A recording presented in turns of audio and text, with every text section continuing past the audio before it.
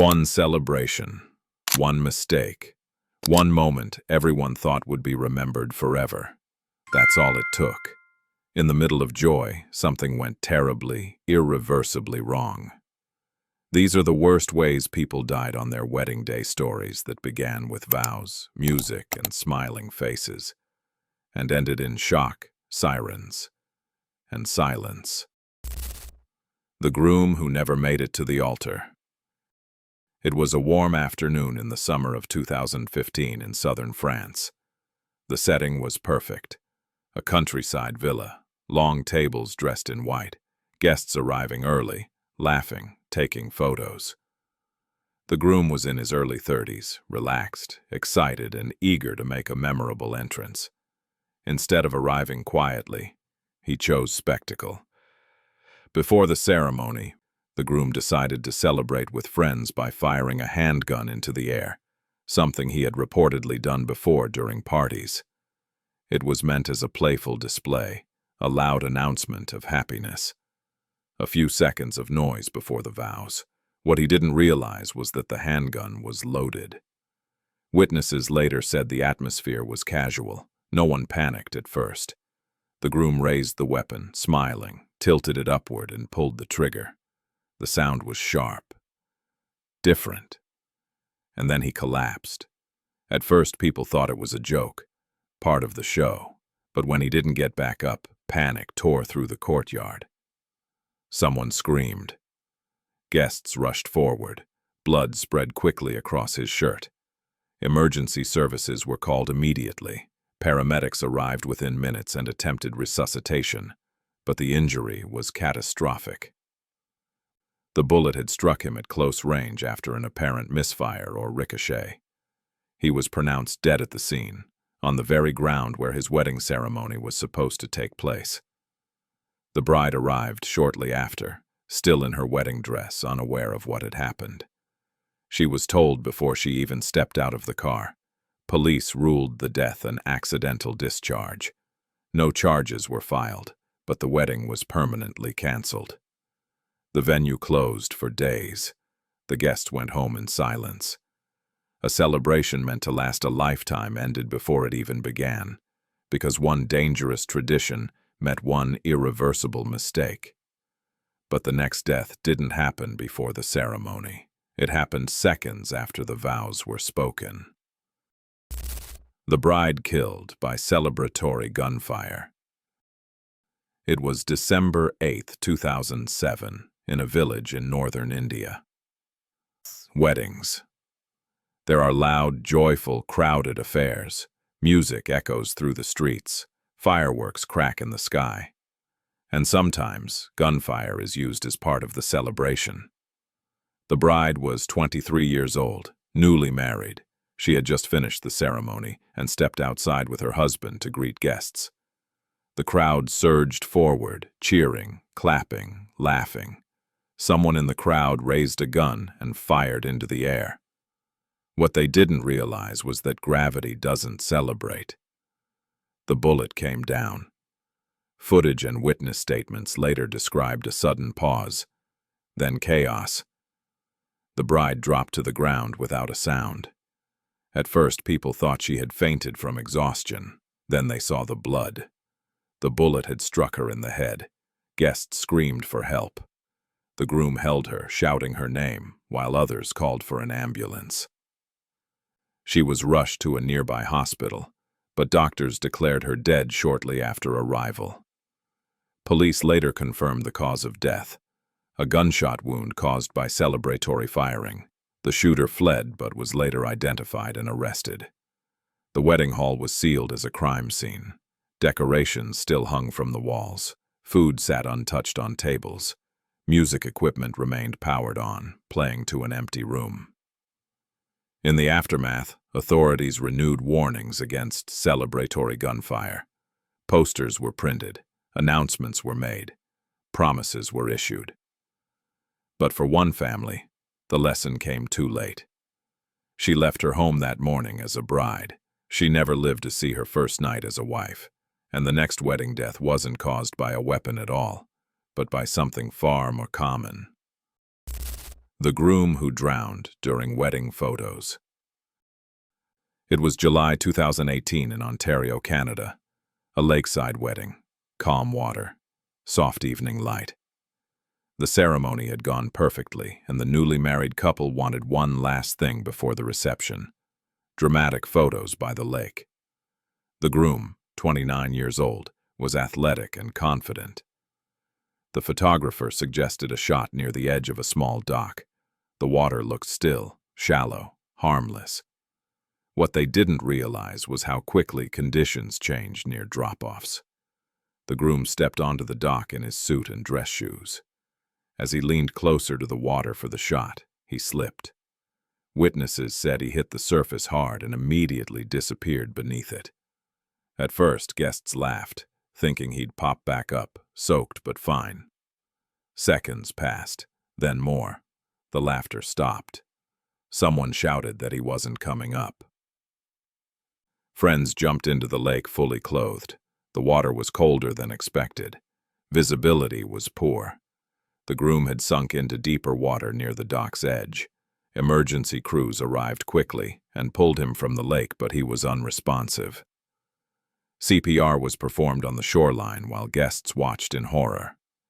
He was pronounced dead at the hospital later that evening. Investigators ruled the death an accidental drowning. Alcohol was not considered a factor. The slick dock surface and heavy clothing contributed to his inability to resurface. The bride sat alone during the reception that never happened, still wearing her wedding dress.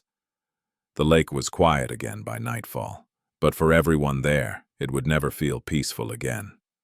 The next wedding death wasn't an accident at the venue. It happened on the road, minutes after the ceremony ended. The bride killed in a wedding procession crash. It was October 2014 in Uttar Pradesh, India. The wedding ceremony had just ended, and the traditional procession was underway. The bride sat in a decorated car with family members, heading toward the groom's home. Music blared. People danced alongside the vehicles. The mood was electric. What they didn't realize was how fast the convoy was moving. The driver, trying to keep pace with the celebration, accelerated on a narrow rural road. Witnesses later said another vehicle attempted to pass from the opposite direction. There was no time to react. The cars collided head-on. The impact was violent. Metal folded inward. Glass exploded.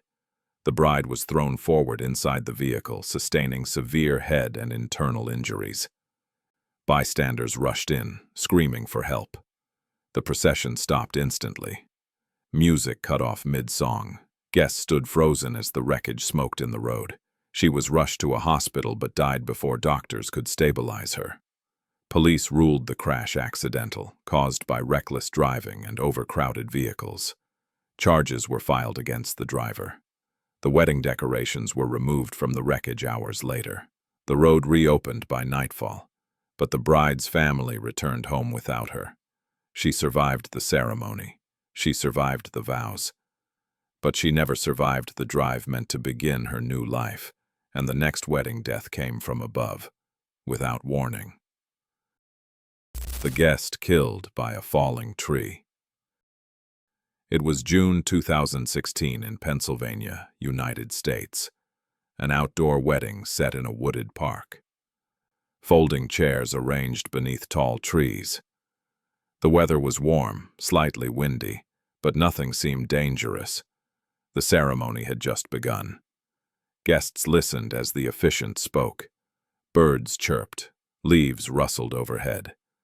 What no one realized was that one of the trees had been weakened by rot after weeks of heavy rain.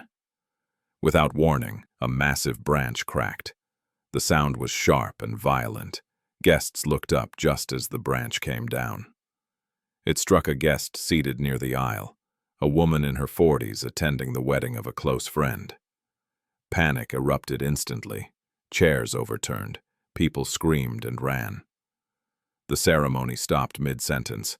Emergency services arrived quickly, but the injuries were severe. She was pronounced dead shortly after being transported to the hospital. Authorities later confirmed the cause: Blunt force trauma from a falling tree branch. The park temporarily closed while other trees were inspected. The wedding was postponed indefinitely. Guests later said the most haunting part was the silence after the impact. How quickly celebration turned into disbelief. No warning. No second chance. Just one failing branch above a moment meant to be safe. The next wedding death involved fire. Something meant to add beauty. The bride killed by wedding fireworks. It was November 2019 in a small town in Brazil. The couple wanted a dramatic ending to their reception. Fireworks lighting up the sky as they shared their first dance. A local pyrotechnics operator was hired. The setup appeared professional. Guests gathered at a safe distance. What they didn't realize was that one firework was improperly angled. As the fuse burned down, guests cheered. Phones came out. The bride stood near the launch area, smiling, watching the display.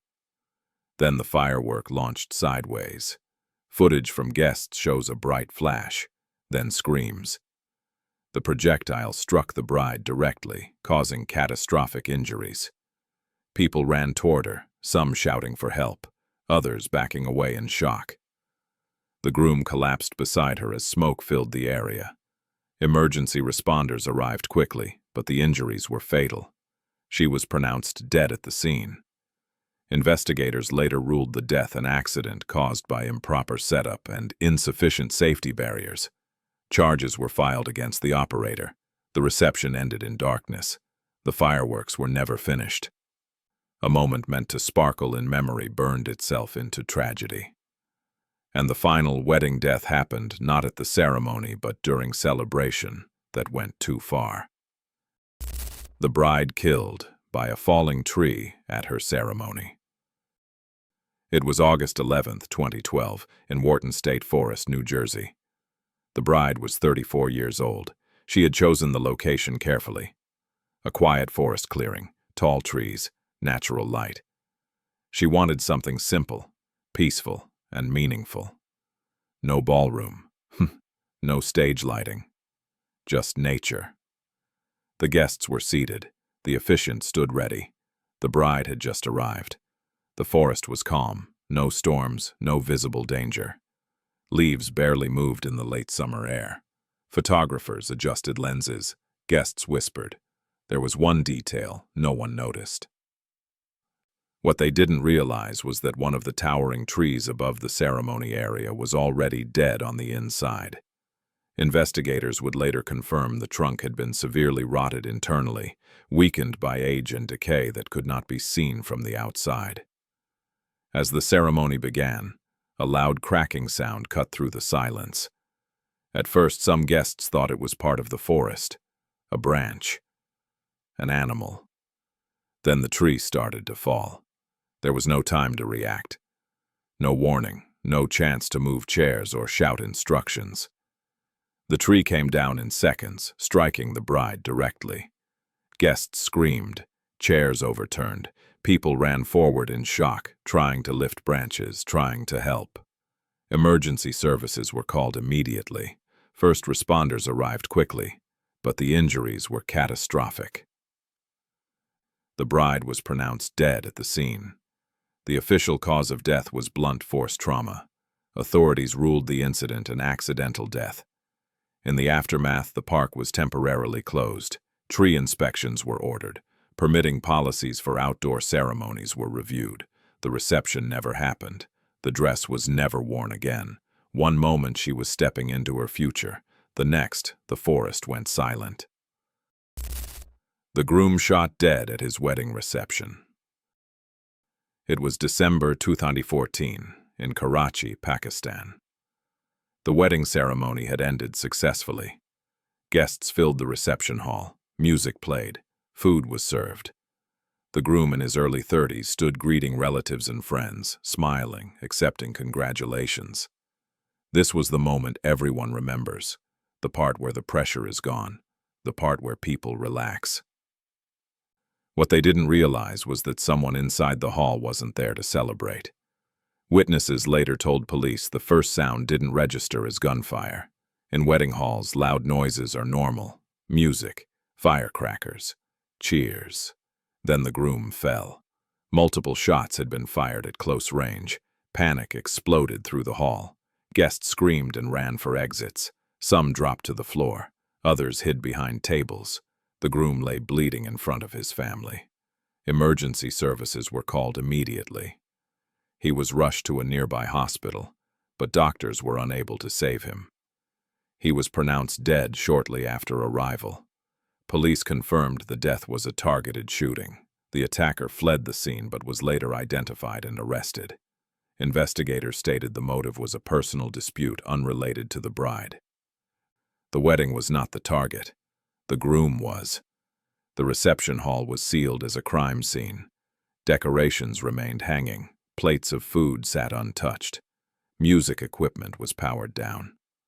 Mid-song. In the aftermath, the bride returned home alone. Authorities reviewed security practices at large wedding venues. Public discussions followed about violence, access control, and celebratory complacency. A day meant to unite families ended with sirens and police tape.